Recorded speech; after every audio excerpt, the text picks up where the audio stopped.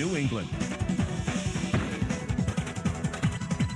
And on Talk of New England today, why are so many Americans accomplished and successful, yet still unhappy? Well, you could write a book about that question, and someone has. It is called Performance Addiction, the Dangerous New Syndrome and How to Stop It from Ruining Your Life. And it's written by Massachusetts clinical psychologist Arthur Ciaramicoli. And he is here this morning on NECN. Arthur, good morning. Good morning, Mike. Thanks for having me. Well, you're welcome. How do you define what is performance addiction?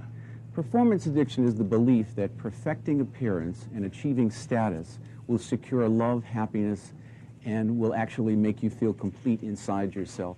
It's something that's hardwired very early in life, and it's reinforced by our cultural expectations, particularly American cultural expectations. And I believe right now it's rampant in our society. It's affecting the way we work, it's affecting the way we love, and it's affecting, most importantly, the way we parent. I'm guessing that a lot of antidepressants are prescribed because of this being the root cause. Well, ironically, this isn't an addiction where people are more prone to take antidepressants, Mike, because in the first chapter of Performance Addiction, I have a section called The Curse of the Capable, meaning these are people that seem to embody many of the characteristics that are respected professionally and personally. So they're not the typical person that would go on an antidepressant.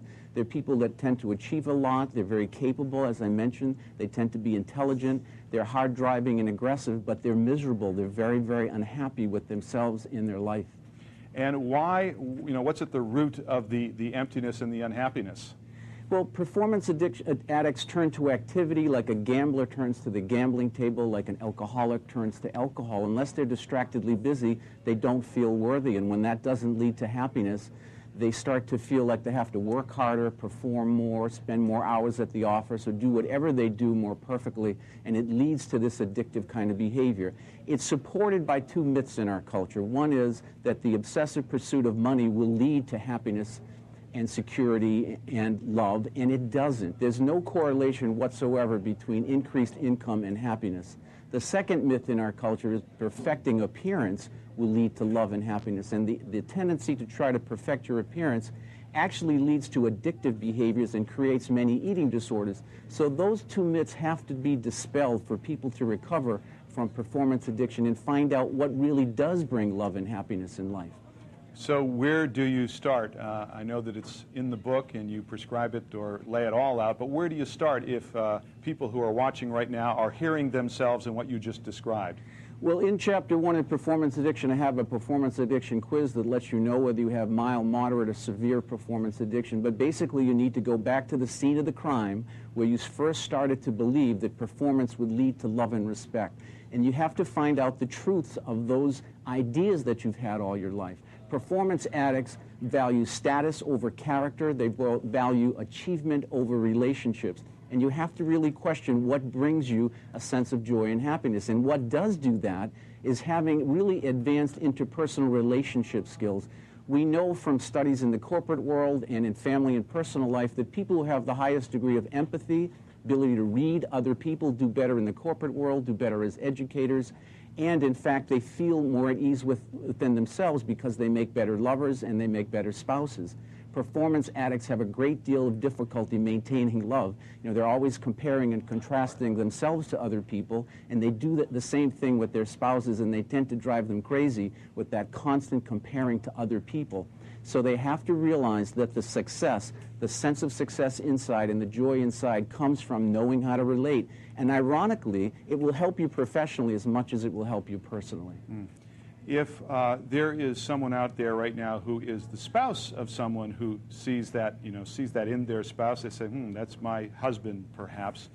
What can you tell them to maybe help their husband or wife realize what's going on? Well, I would tell them to have some patience, some tolerance, because these are generally good people. But performance addiction, again, is rampant in our society. It's affecting everyone to some degree. Try to talk to your spouse about what really matters. Try to help that person balance their lives. And try to really focus on the outcomes that they're so driven to attain, to let them know that that doesn't bring them what they've been pursuing all their lives. It's very hard for performance addicts to change this way of thinking. As I mentioned earlier, It's hardwired early in life. It's an emotional learning, not an intellectual learning. It's very hard to turn the corner. It demands patience and tolerance on the part of a spouse. And my guess is the first step is to recognize that this is something that you are afflicted with. The acceptance and not the denial can help you start the process of recovery. Again, realizing those two myths in our culture, which we're all affected by to some degree, the pursuit of money and status, the idea of perfecting appearance, it's mythical. There's nothing wrong with reaching your potential. There's nothing wrong with trying to look better for healthful reasons. But when it becomes extreme, it makes people miserable. And we're bombarded with this in our culture right now. We're bombarded with changing our appearance, all the reality shows, the makeover shows. Try to get a hold of yourself and really understand, talk to your spouse, what really matters, what does bring you joy. Has these obsessive pursuits brought you what you desire?